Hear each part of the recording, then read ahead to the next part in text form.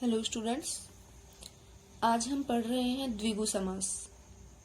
द्विगु समास से पहले बच्चों हमने बहुव्रीहि समास, कर्मधारय समास ये सभी हम पहले पढ़ चुके हैं और आज हमारा टॉपिक द्विगु समास।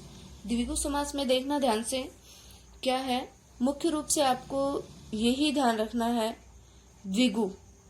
द्विगु में आपको देखना है कि संख्या पूर्वे, सबसे पहले कोई भी शब्द है उस पद में पूर्व में पहले संख्या दी हुई होगी। तो पाणिनि के सूत्र के अनुसार, क्योंकि पाणिनि हमारे प्रसिद्ध व्याकरणाचार्य माने जाते हैं और प्रसिद्ध व्याकरणाचार्य होने के कारण इन्होंने ही एक सूत्र की रचना की जिसमें कर्मधारय समास, पूर्व पद संख्यावाची और उत्तर पद संज्ञावाची, इस तरह से वो होता है। तो ध्यानपूर्वक देखना बच्चों।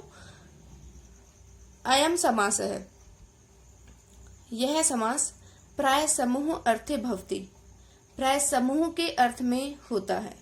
द्विगु समास में हमेशा समूह अर्थ में ही प्रयुक्त होगा और समस्त पदम सामान्यतया नपुंसक लिंगस्य, समस्त पद साधारण रूप से नपुंसक लिंग का ही होता है, जिसमें एक वचने अथवा स्त्रीलिंग से एक वचने भवति, या फिर स्त्रीलिंग का एक वचन होता है।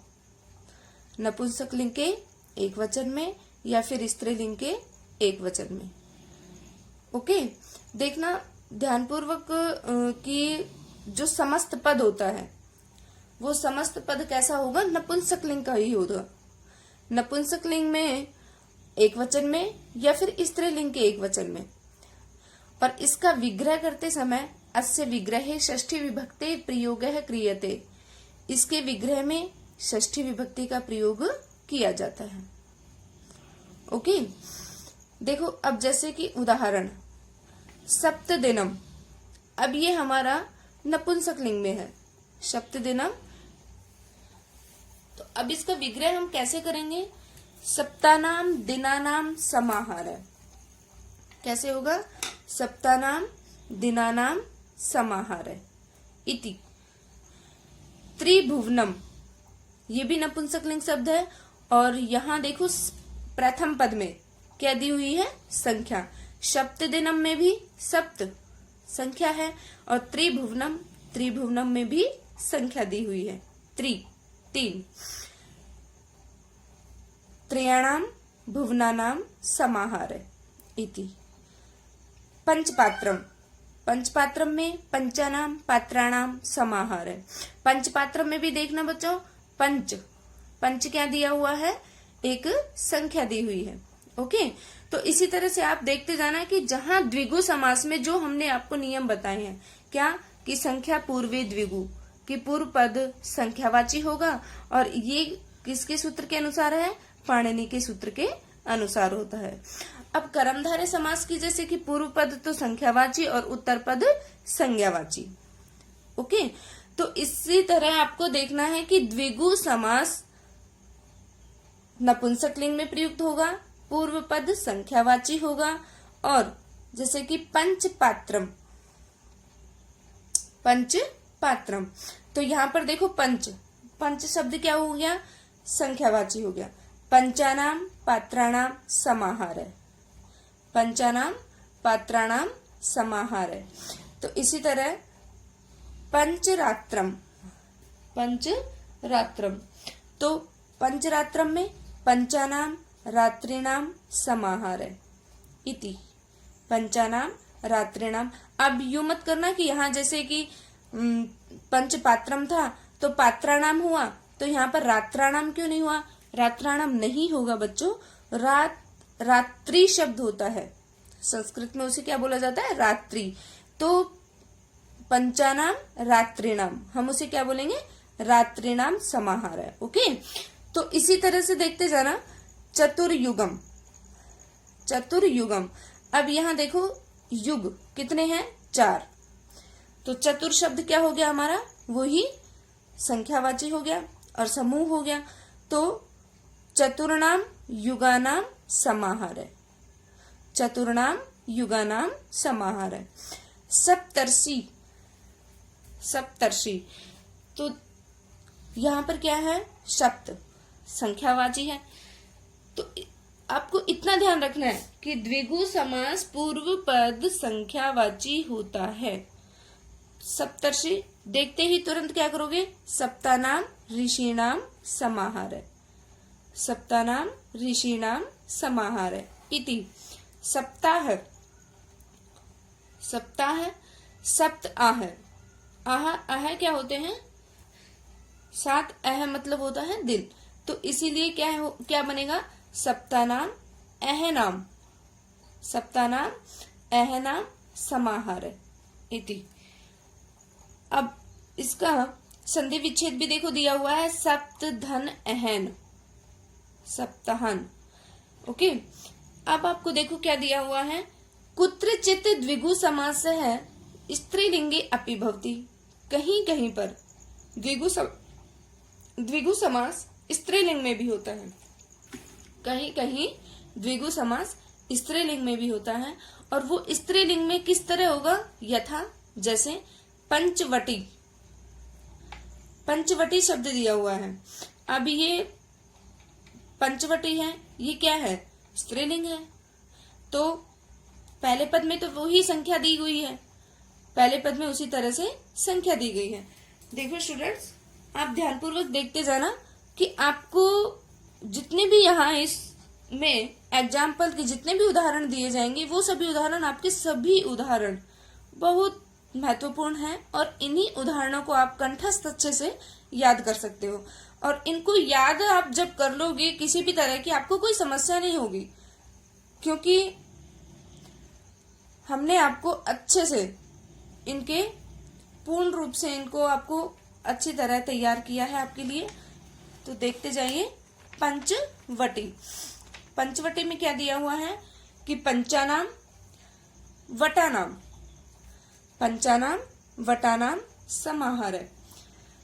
ओके, तो अष्टाध्यायी, अष्टानाम अध्यायानाम समाहार।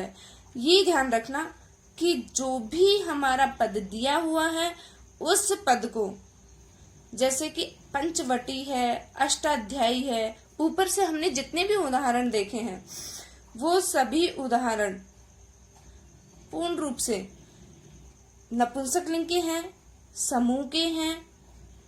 और इसी तरह से सारे की सारे जितने भी दिए हुए हैं, सभी की सभी षष्ठी विभक्ति में दिए हुए हैं।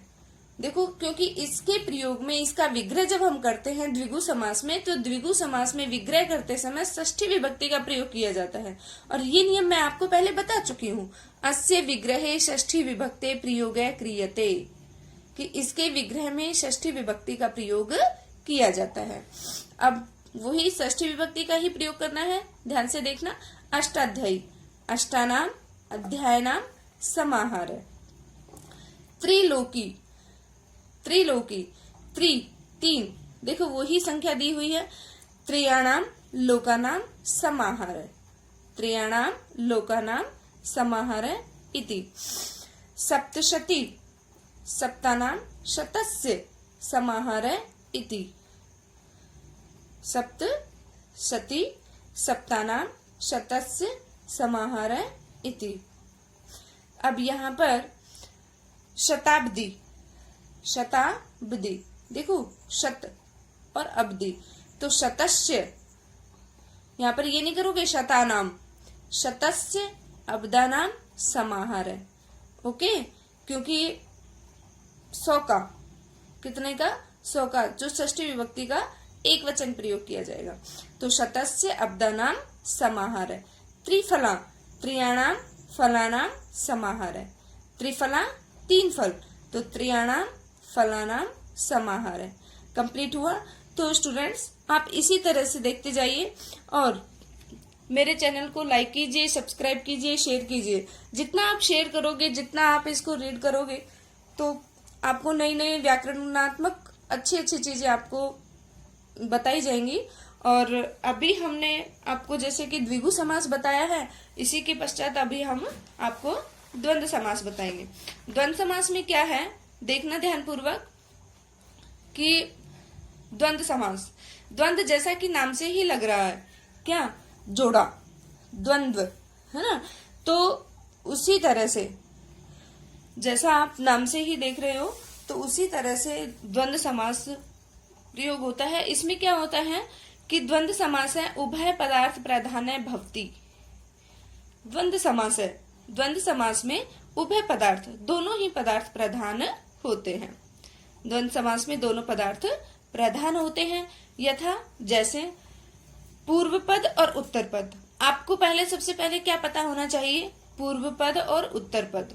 ये देखना चाहिए कि एक पद है और उसमें पूर्व और उत्तर दोनों पद कौन कौन से हैं। अब जैसे आपको उदाहरण दिया हुआ है धर्मार्थौ, कौन सा उदाहरण है, धर्मार्थौ। तो इसमें धर्म है च, अर्थ है च। धर्म है, ये तो हमारा क्या हो गया, पूर्व पद हो गया, और अर्थ है, ये हमारा उत्तर पद हो गया। तो धर्म है च, अर्थ है च, धर्मार्थौ, है ना। और ये और देखना कि जब इसमें दो पद होंगे तो जो हमारा समस्त पद आएगा वो समस्त पद द्वि यानी कि द्वितीया, दो के लिए द्विवचन में प्रयुक्त होगा। तो धर्मार्थौ एक वचन नहीं बल्कि क्या है, द्विवचन है। ओके, ये आपको द्वंद्व समास में याद रखना है। ये क्या याद रखना है कि द्विवचन में होगा, दोनों पद इसमें प्रधान होंगे, और दोनों पद प्रधान होने के साथ साथ इसमें जैसे कि पूर्व पद है, उत्तर पद है, दोनों पदों को इसमें प्रधानता दी गई होती है और द्विवचन का प्रयोग किया गया है। ओके स्टूडेंट्स, तो इसी तरह से देखते जाइए कि हरि हरऊ, हरि हरऊ, हरिश्च, प्रथम पद क्या हो गया हमारा, हरि। अब देखो आपको बताया जा रहा है कि जब इसमें दो पद हैं तो इसमें च का प्रयोग तो होगा ही होगा। क्यों होगा, क्योंकि हरि और हर, तो हरि और हर यानी कि और शब्द का प्रयोग, तथा ये शब्द, इन शब्दों का प्रयोग द्विगु समास में होता है।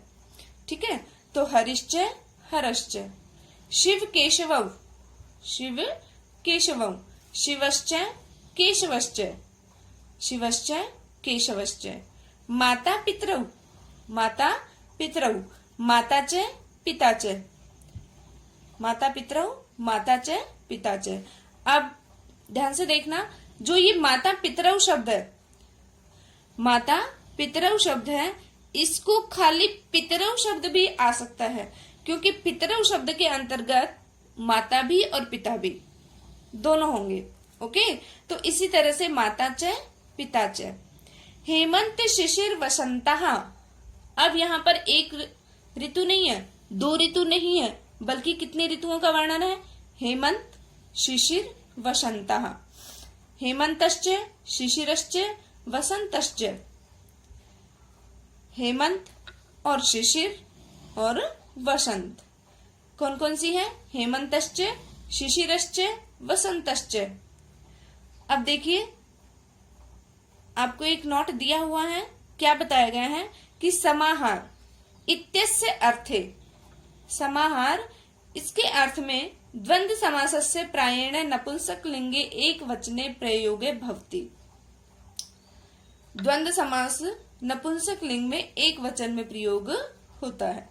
देखो जैसे पाणी पादौ, पाणी पादम, तो पाणी पादम, अब यहाँ पर इसका विग्रह करेंगे, पाणी च पादौ च एषाम समाहार, पाणी च पादौ च एषाम समाहार, शिरोग्रीवम, शिरश्च ग्रीवा च अनयो समाहार, शिरोग्रीवम शिरश्च ग्रीवा च अनयो समाहार, वाक् त्वचम, वाक् त्वचम, वाक् च त्वक् च अनयो समाहार, वाक् च त्वक् च अनयो समाहार, छत्रोपानहम, छत्रम च उपानत च, छत्रम च उपानत च अनयो समाहार।